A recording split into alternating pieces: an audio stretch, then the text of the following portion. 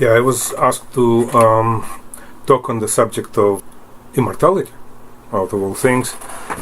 Immortality is obviously as beefy a subject as can be, you know.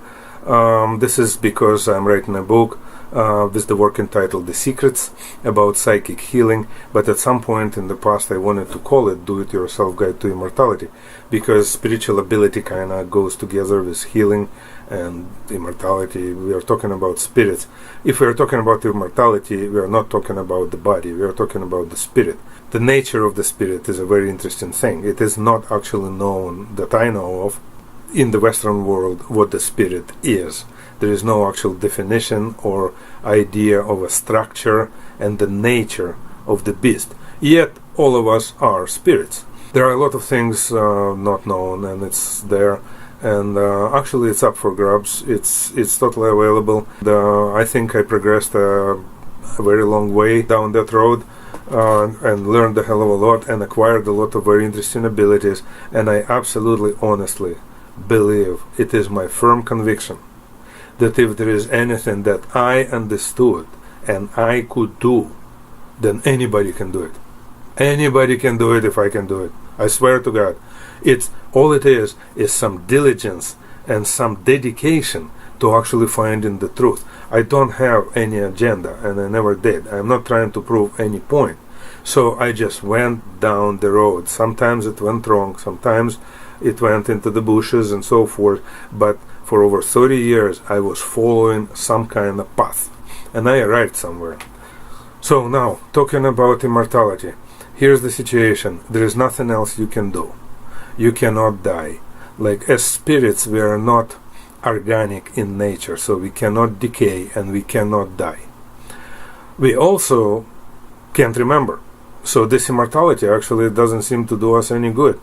In fact, we carry a very long, very huge luggage with us of previous mistakes and upsets and misdeeds and all kinds of crimes and shady deals and pain and so forth from the past that is completely hidden, and it acts itself out in this lifetime and so forth. So this immortality is actually a pain in the butt, to be honest.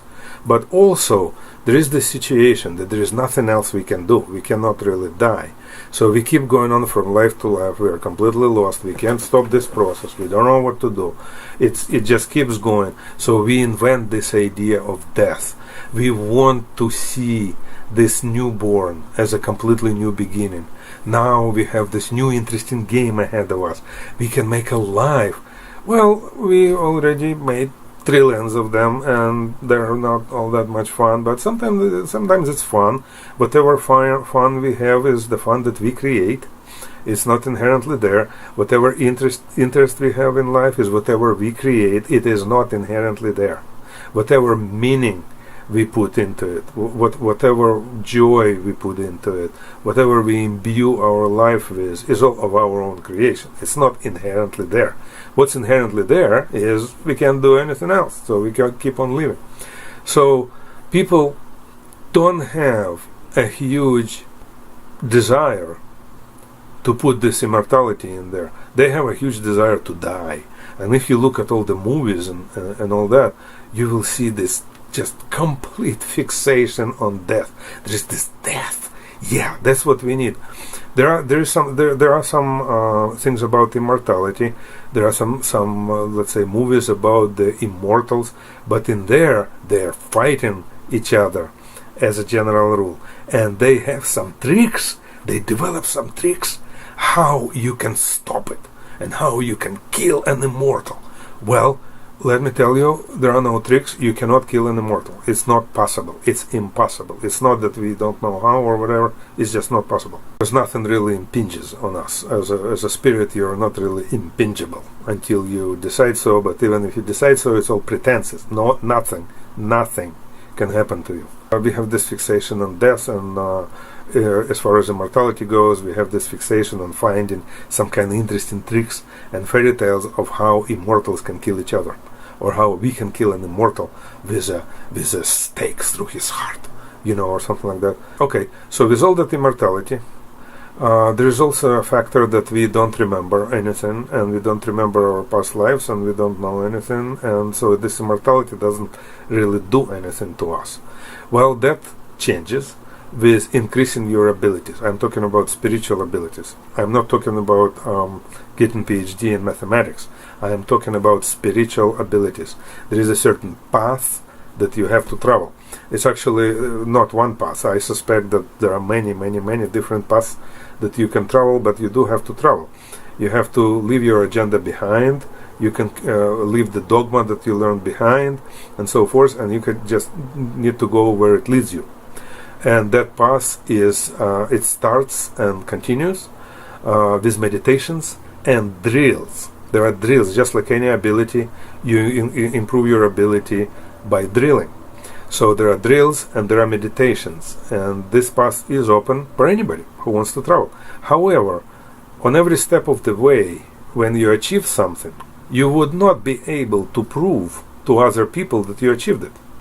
The only proof that you can present to them is, you could say, if you travel this route, you will also achieve this, or you're likely to achieve this.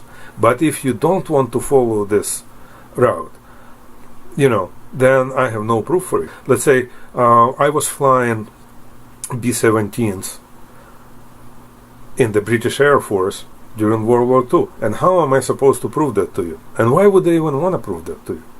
You see the situation? So I'm saying I was a pilot, and you're saying prove it to me, and I'm saying no.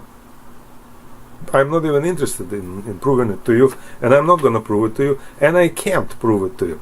Now, there were some attempts, and some very successful attempts, to prove the existence of past lives, when people remember certain things and then go there and find it, do archaeological digs and find whatever. There are all kinds of interesting situations happening in various religions and so forth, so on. But that kind of just slides unnoticed for the most part.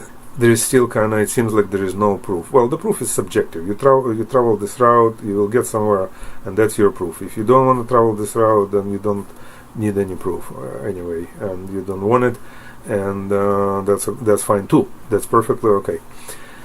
So, but the route is there, and if you want to know more, read any of my books, especially The Golden Fleece. I would recommend The Golden Fleece, or write to me. You can contact me on Facebook, Michael Priv, on Twitter, on LinkedIn. I'm more active on LinkedIn. I'm more active on Facebook.